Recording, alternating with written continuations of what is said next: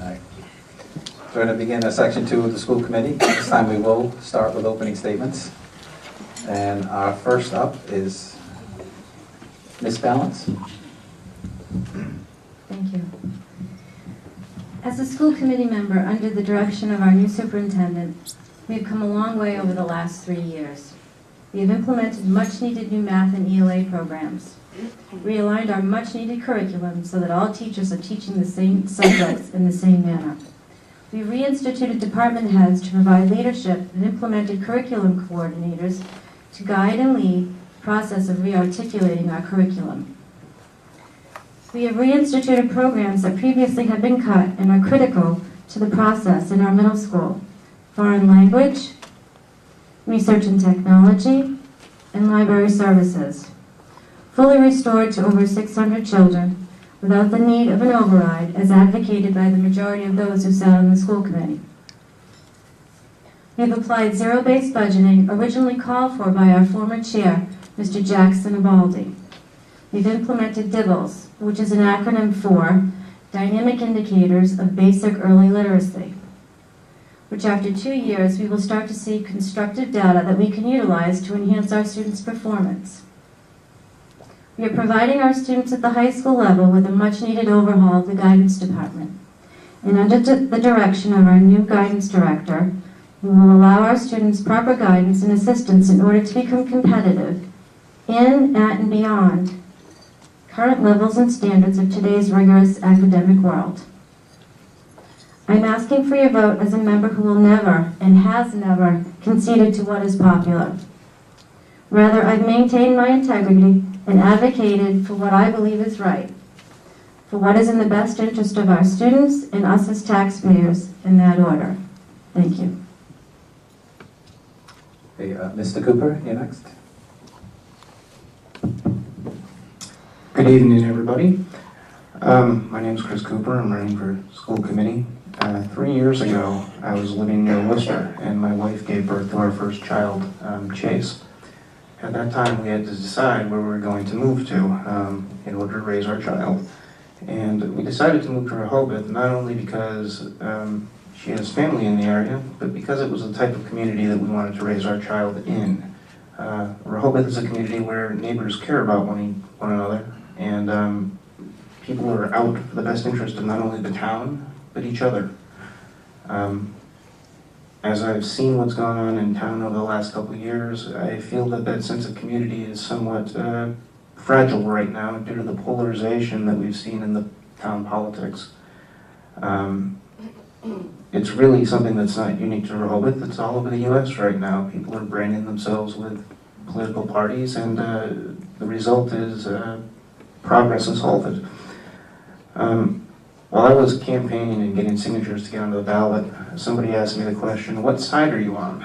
And I said, "Well, I'm a Democrat." They said, No.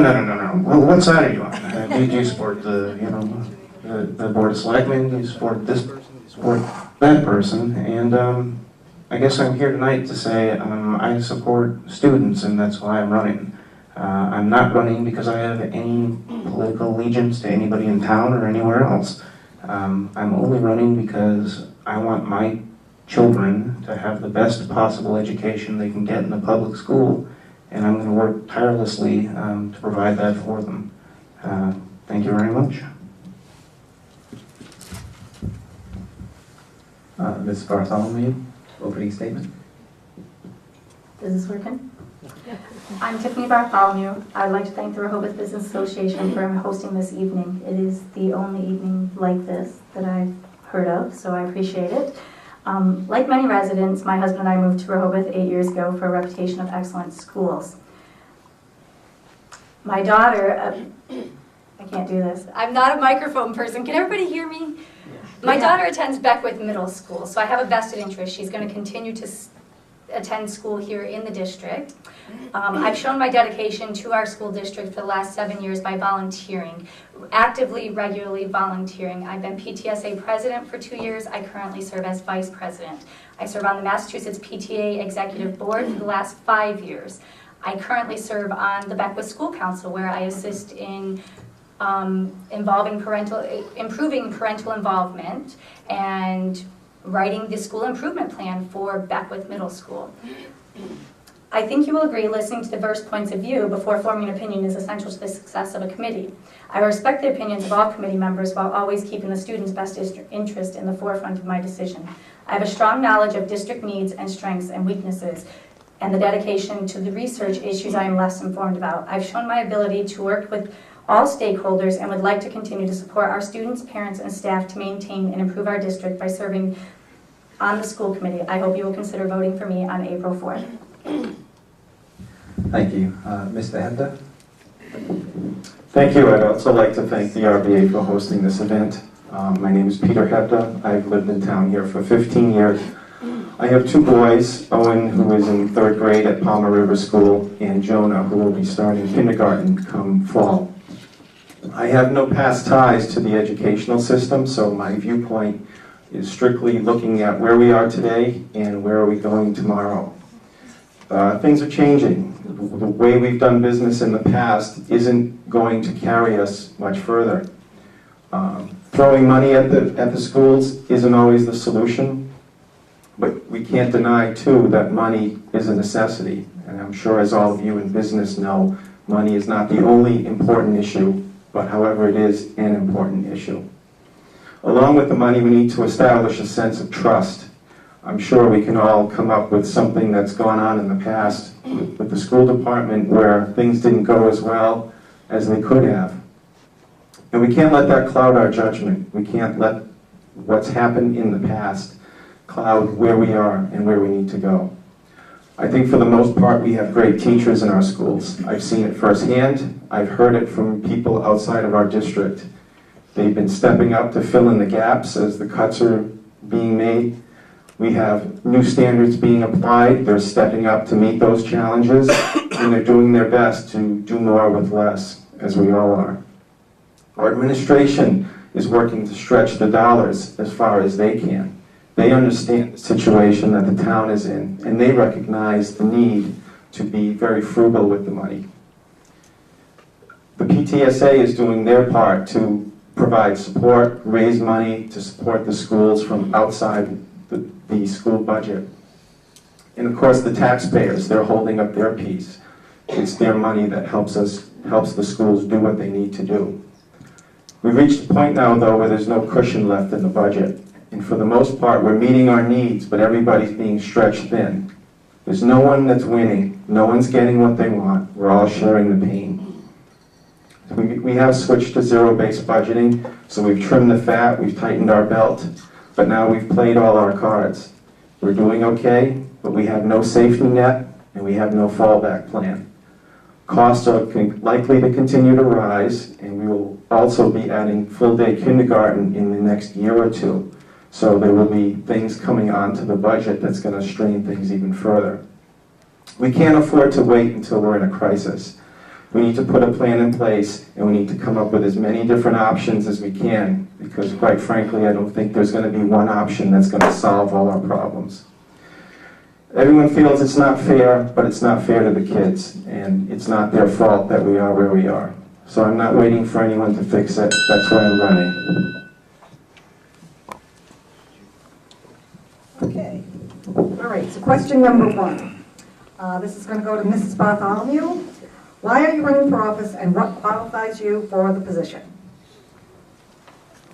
I decided to run for school committee because I believe that they have the lack of a K-8 parent on the committee. I think that we have business people and we have educators on our school committee, but we are sorely missing the parent with the vested interest, and so I think they need somebody who understands the direct impact of the decisions that they make.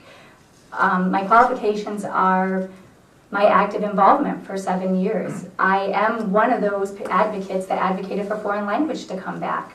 I am one of those advocates that put it into the school improvement plan that we reinstate team leaders to help improve Beckwith Middle School. So I think that just my active involvement, my getting to know teachers, administrators, and students will help me in making a good decision and a good school committee member.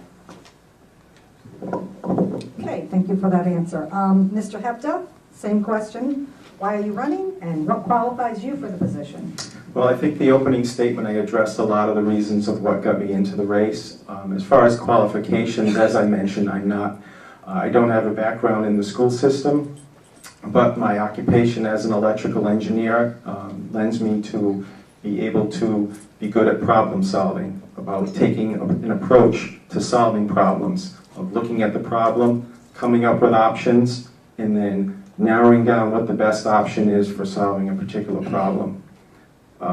As with Tiffany, I have 2 kids in the school, so I have a vested interest in how well they do as well. So, on the other side, I've also been a taxpayer at town meeting, so I understand how those school issues have come across in the past to the taxpayers.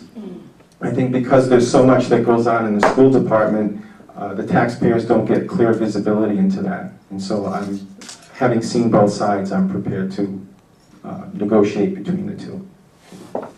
Okay, thank you, Mr. Hepta. Mr. Cooper, you are up. Why are you running, and what qualifies you for the position?